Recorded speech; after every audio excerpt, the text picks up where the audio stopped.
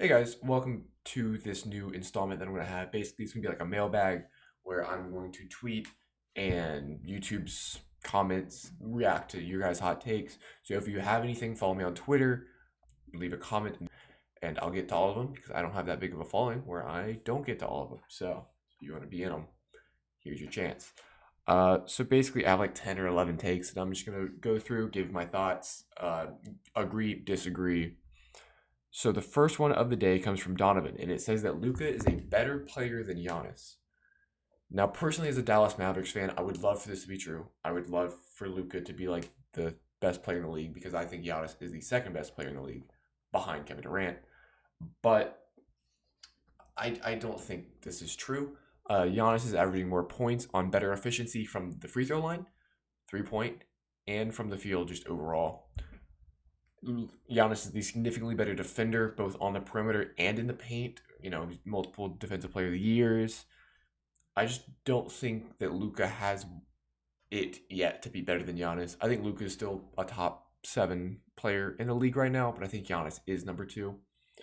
Luka is probably the better closer just because of his shot creation ability for himself and for others. Luka is the better playmaker.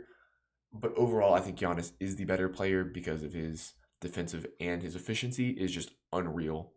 And what he brings to the team is, pretty insane too. Next up from Will, fellow co-host here at Empty Stats. Cleveland will make the play-in. Now, the only issue I have with this is right now they're sitting at the 7th seed, which is the play-in, sitting pretty. But right now they're above Atlanta, Indiana, Boston, Milwaukee, Charlotte, and Toronto. Now, they would have to beat out 3 of those teams to make the play-in to get the 10 seed, and I don't think that they necessarily will. I think teams that fall will be Cleveland and Washington right now, Washington being at 5. I think Cleveland falls to like the 13-12 spot. I think Atlanta is the better team. Boston, Milwaukee, Charlotte, Toronto. I think all of those teams are going to end up being higher than them. Now, I love the Cleveland Cavaliers. I love the Sexland backcourt. Like Jared Allen, Evan Mobley is my Rookie of the Year prediction. So I wouldn't be surprised if they're competing for like that 10-9 seed. But I just don't think it's going to happen. So for that reason, I'm going to have to say disagree. But like I said, isn't outrageous. Evan, Knicks make the 1 seed in the East. Now, the Knicks are coming off a very impressive win against the Bucks last night, coming down from like 20 to win by like 15, 14 to have a pretty good game. But the only issue with that is that the Bucks are injured. There was no Chris Middleton, no Drew Holiday, no Brook Lopez. They were starting Thanasis Antetokounmpo at the 5. And they were down pretty significantly to them. I think Philadelphia is better. I think Miami is better. I think Brooklyn is better. I think all of those teams finish higher. I think the Knicks are going to be like a 5 to a 6 seed. I'm liking what I'm seeing out of like RJ Barrett, Derrick Rose. Julius Randle's been pretty okay to below average or below expectations, not below average. He's been good, just not as he hasn't taken that next step that a lot of us were thinking he was going to. So for that reason, I don't think they'll make the 1 seed. I think they'll be fighting for like the 5 to 6 seed. I don't think they'll be anywhere near the play-in, but I just don't think that they're going to be the 1 seed. I think there's just better teams with more talent that are injured right now that when healthy will be better. Shane, Lakers don't make the playoffs. Now, right now, the Lakers are at 5-4, which is good enough for the 5th seed in the West at the moment. I don't think there's a world where the Lakers don't make the playoffs unless, God forbid, injuries to LeBron, Anthony Davis, and Westbrook. Because I think even with just one of those players, they're good enough to make the playoffs or at least to play in. Yeah, without injuries, I just don't see the Lakers not making the playoffs. They've suffered a couple of pretty tough losses to like the Oklahoma City Thunder these past couple of days, with Shai Gilgeous-Alexander just being that guy. I just don't see a world where the Lakers don't make the playoffs unless injuries are catastrophic. They've gotten off to a slow start, but that was kind of expected for a team that was completely new with like 12 different new players and LeBron James missing a couple of games here and there. But I just don't see that happening. So I'm going to disagree with this one. And that's a pretty easy disagree. I just don't see that happening. From Brandon, Alex Caruso proves to be more than a meme. I think Alex Caruso has already proven that he is more than a meme. Even last year, contributing very heavily to a championship aspiration team in the LA Lakers. Now, they ended up falling short, of course, but he was a very good bench player for them and gave them a lot of quality defense and just, all around. He was an all around player for them off the bench last year. And this year with the Chicago Bulls, he is in the running for Sixth Man of the Year and is one of the best defenders on that team. There's an argument between him and Lonzo Ball. But I think he's already proven to be more than a meme. So I'm going to agree with this, but I agreed with this like last year. And I think the Bleacher Report white guy dunking meme is kind of outdated. I think they're kind of moving away from the Alex Caruso memes. But we'll see. And then from Nathaniel, this is probably going to be the title of the video. Damian Lillard is not a top 5 point guard right now. I would agree that he's not a top 5 point guard this year. I think he's still a top 5 point guard in the league, but just solely basing it off this year, I completely agree. Damian Lillard has been incredibly inefficient. His scoring has been down.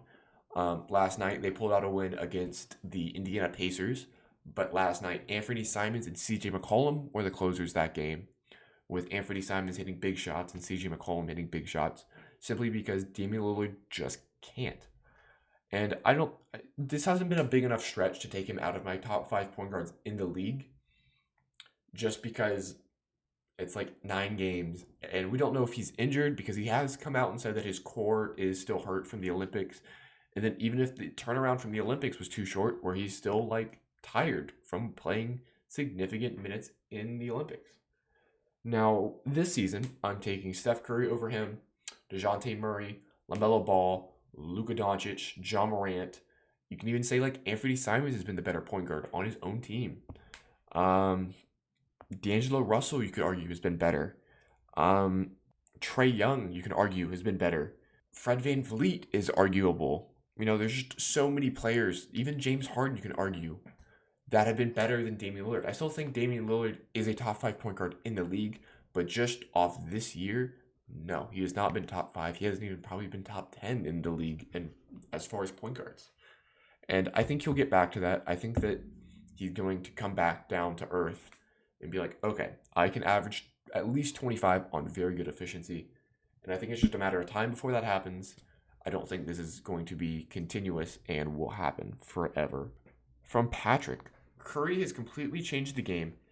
If he wins another championship, he is the GOAT, or he is my GOAT. So I asked him to follow up a little bit more on that because I was like, ooh, that's a crazy thing to say. He says that basketball has turned into a three-point shooting game, and Curry is the greatest shooter of all time. True. Michael Jordan would not have been as good in this generation because his three-point shot was inconsistent. So Steph Curry has completely revolutionized the game. You have more and more people taking threes. You have more and more big man even stepping out. Shai Gilgeous-Alexander just pulled from the logo 3 days ago against the Lakers. And that's never been in Shai Gilgeous-Alexander's game. But it's that kind of like draw that Steph Curry has to the game of basketball now. But I don't think that he would be better than Michael Jordan. I think he'd easily break into my top 10 personally. But I don't think he'd be top 10 or top 1 of all time. 2 MVPs, 1 unanimous MVP, and 3 NBA championships, 2 of which Kevin Durant was kind of like that guy for them. And no finals MVPs because Iguodala has that one, and then Kevin Durant has those 2. You could argue that he was the best player when Iguodala won the finals MVP. That was complete crap that they gave it to Iguodala, in my opinion. But Kevin Durant was the best player in those 2 championship runs. So you kind of have to look at that and be like, Now, for Michael Jordan, I want to give a little bit of backstory. I think Michael Jordan would dominate in today's league. Man averaged 37 points per game at 23 years old. Now, he didn't shoot the 3-ball well, but my argument to that is that in the 1992 finals, game 1, we got the infamous Jordan shrug. Everyone's seen it.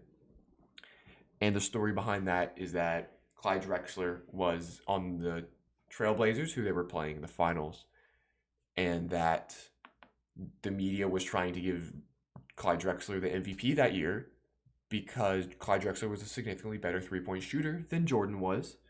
So Jordan came out that game and hit 6 threes in the first half and gave the shrug to the media because, Michael Jordan took that personally and wanted to win the MVP. So it was just more fuel to his fire. I think Michael Jordan would absolutely dominate in today's league, be the best defender in the league, and be the best scorer in the league. I think by far he'd be the best player in today's league. Another one from Patrick: Ja Morant will win MVP. Now, I personally don't think Ja Morant will win MVP this year. I think going down the road, anything's possible.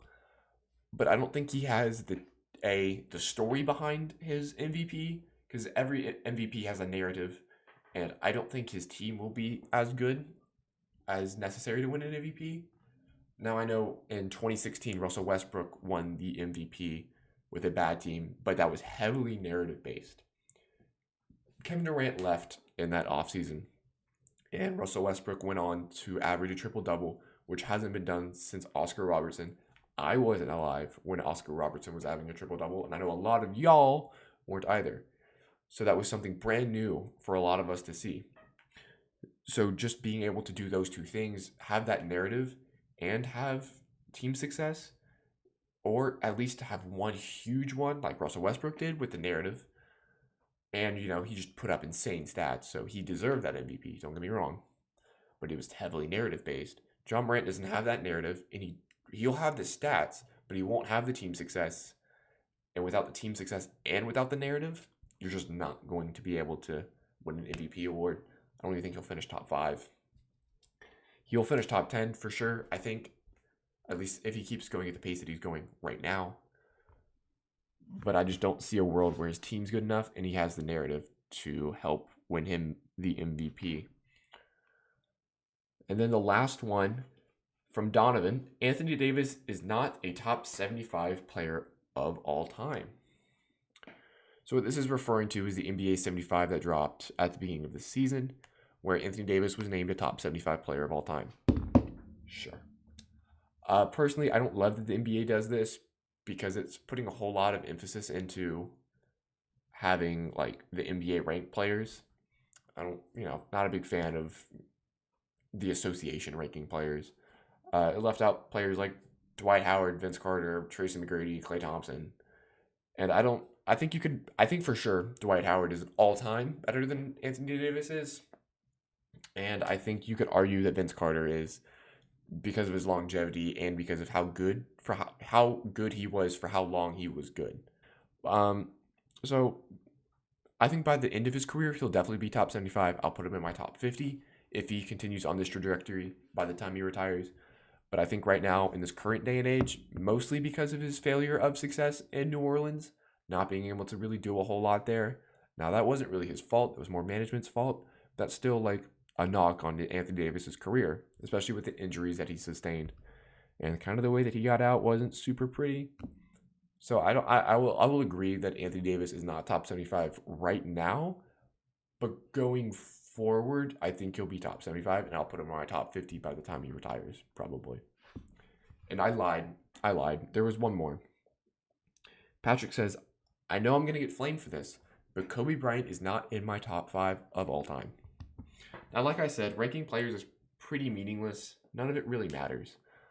But personally, I'm going to agree. I don't have Kobe Bryant in my top 5 of all time. I love Kobe Bryant. Don't get me wrong. RIP. But there's just a lot more players I'm going to be taking over him. It doesn't really matter what your top 5 is. If you have Kobe in your top 5, it's completely understandable. Not going to argue it. Understand. If you don't have him in your top 5, I agree with you. I completely understand it. As long as you have, in my eyes, you have LeBron James, Michael Jordan, and Kareem Abdul-Jabbar somewhere in your top 5, those last two are pretty interchangeable as long as it's like a select group of 10 and 15 players. And Kobe Bryant is in that 10 to 15 players where it's pretty interchangeable. So not having Kobe in your top 5, understandable. Having him outside your top 5, in your top 5, understandable. But I'm going to agree that Kobe Bryant is not top 5 player of all time. I just don't think his resume stacks up to a lot of other players' resumes of all time.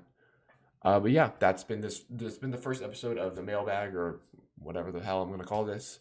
Yeah, like if you guys want to be in it next time, follow me on Twitter and I'll tweet it out, or just leave a comment in the YouTube video here and I'll probably get back to it. And I'll see you guys in the second episode. And thank you guys for listening. New podcast coming every Thursday. I'll probably have another video out before then. But thank you guys for watching, and I'll see you next time.